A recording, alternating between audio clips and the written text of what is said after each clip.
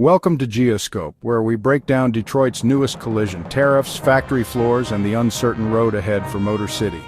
Michigan now finds itself trapped between Washington's tariff storm and the hard math of global supply chains. Since spring, new duties on autos, steel, and aluminum have shaken the industry. GM has swallowed multi-billion-dollar hits and turned to reshoring. Ford lost hundreds of millions in Q2. Stellantis froze plants and cut shifts. Even Michigan's governor appealed to Washington just as courts struck down sweeping tariffs.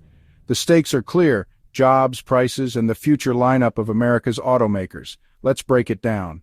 1. Tariff Whiplash, Detroit's first blow.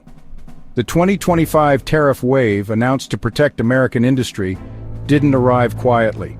It slammed straight into the intricate global supply chains of modern automaking. The shockwaves were felt immediately, rippling through balance sheets, supplier contracts, and factory floors across North America. The first blow landed in April, a sweeping 25% duty on imported cars and essential parts. Then in June, citing national security, the administration used Section 232 to double tariffs on steel and aluminum to a staggering 50%. But the line between foreign and domestic is blurry. A Ford F-150 assembled in Dearborn might use a transmission from Mexico and electronics from Taiwan. The tariffs ignored this reality. Suddenly, even iconic American-made vehicles were saddled with foreign-made costs, as component prices skyrocketed overnight. The financial reports told a grim story. GM reported a $1.1 billion loss from tariff costs in Q2, cutting profits by 32%. Ford absorbed an $800 million hit, forcing it to shelve EV research plans. The pain wasn't just on paper. Stellantis halted production in Mexico and Canada, triggering a domino effect of layoffs at dependent U.S. parts suppliers in Michigan and Ohio. Dealers braced for sticker hikes, with new vehicle prices projected to jump by thousands. The geopolitical fallout was severe. Canada, America's top supplier of automotive aluminum and steel, was caught in the crossfire as tariffs on non-U.S. imports climbed to 35%. Mexico got a 90-day reprieve, but the uncertainty froze billions in investment. Then, just as the industry adapted, came the whiplash. A federal court struck down the legal basis for most tariffs, calling them an overreach of authority. But the administration immediately appealed, trapping automakers in a bewildering legal limbo. Were the tariffs on or off? Should they pay the duties? This chaotic back-and-forth paralyzed decision-making, creating a crisis of confidence more damaging than the tariffs themselves.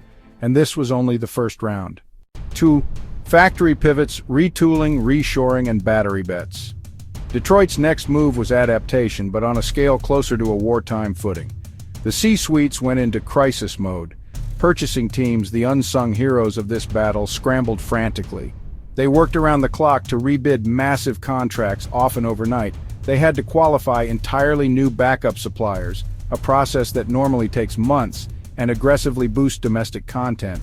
This meant accepting higher costs up front to shield themselves from the crippling uncertainty of tariffs and escalating geopolitical risks, like the threat of sudden port closures or export bans on critical components. With long-term solutions years away, automakers deployed a series of tactical short-term fixes. The first was a classic business maneuver, shifting the product mix toward high-margin trucks and SUVs. With component costs soaring, every vehicle sold needed to generate maximum profit. The second was more subtle, retiming vehicle launches.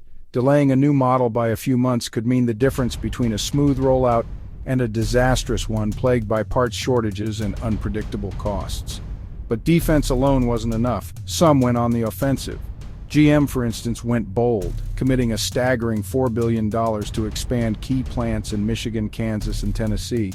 The strategy was brilliant in its simplicity, retooling existing facilities instead of building new ones from scratch. This approach is faster, cheaper, and leverages a trained local workforce. By installing new robotics and flexible assembly lines, GM aims to add over 2 million units of U.S. capacity for its most profitable trucks and new EVs within just 2 years. The goal? To directly offset an estimated $4.5 billion in annual tariff-related losses. But the quiet powerhouse behind this entire pivot, the long-term strategic bet, is batteries. Spurred by government incentives like the Inflation Reduction Act, A full-blown battery arms race is underway.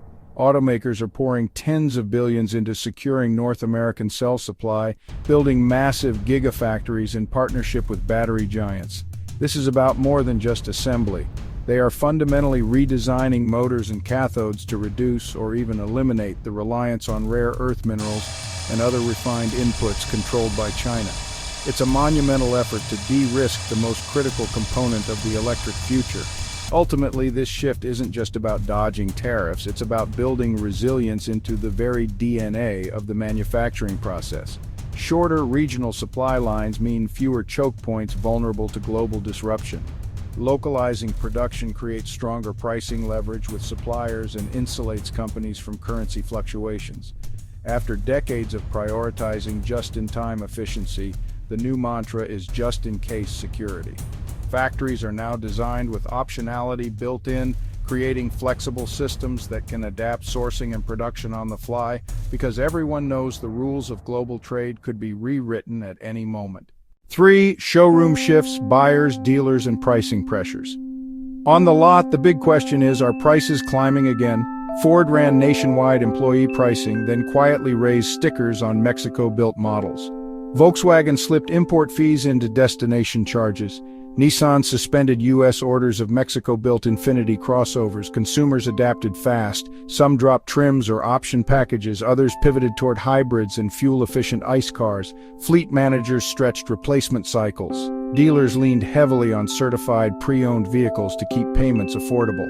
Manufacturers now run dual pricing strategies, one assuming tariffs survive, another if courts strike them down.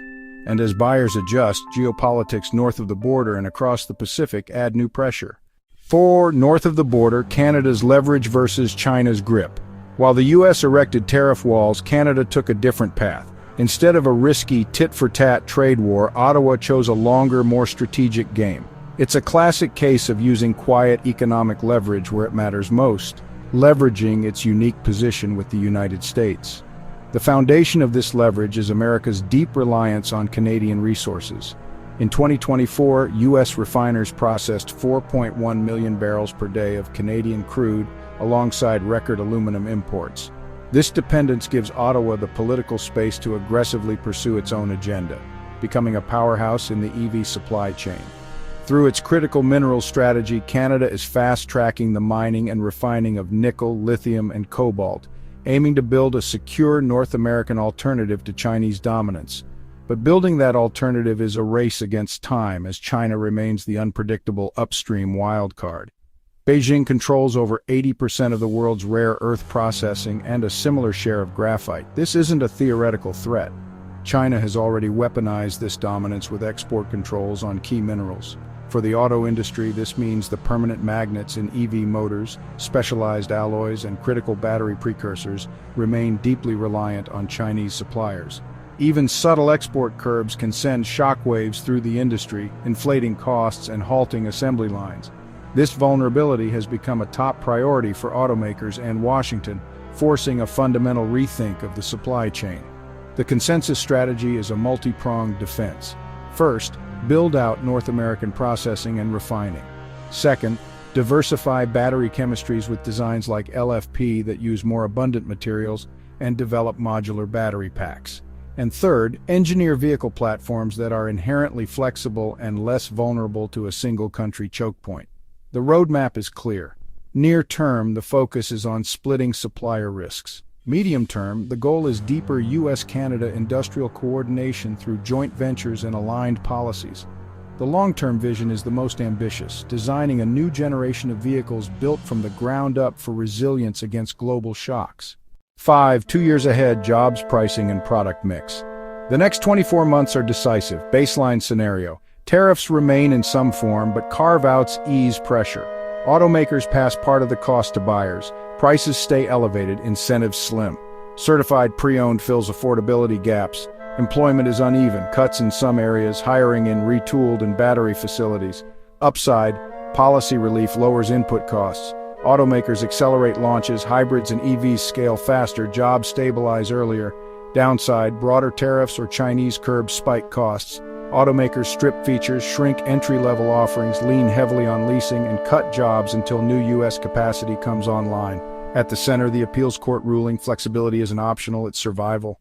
Verdict, Detroit's high-stakes crossroads. Detroit can't control Washington's tariffs, but it can control readiness. The winning playbook, flexible manufacturing, diversified sourcing, disciplined product planning, reshoring must stay on track, North American batteries and critical minerals must be secured, and vehicle design must reduce reliance on single-country choke points. For buyers, value transparency, clear pricing, strong warranties, and robust certified pre-owned programs becomes the new trust currency. For policymakers, targeted relief on critical inputs could ripple across affordability and jobs. Detroit has reinvented itself before. This time, survival means fewer weak links, stronger regional supply chains, and vehicles designed to weather any policy storm. Outro, now it's your turn. Can Detroit truly de-risk from China, or is that still wishful thinking? Will buyers accept higher prices or lean harder on CPO and leasing? Which path feels most likely, steady state, upside relief, or downside pain? Drop your thoughts in the comments. For deeper insights into trade, industry, and geopolitics, subscribe to Geoscope and hit the bell for updates. Thanks for watching, and check out the videos on screen for more Geoscope analysis.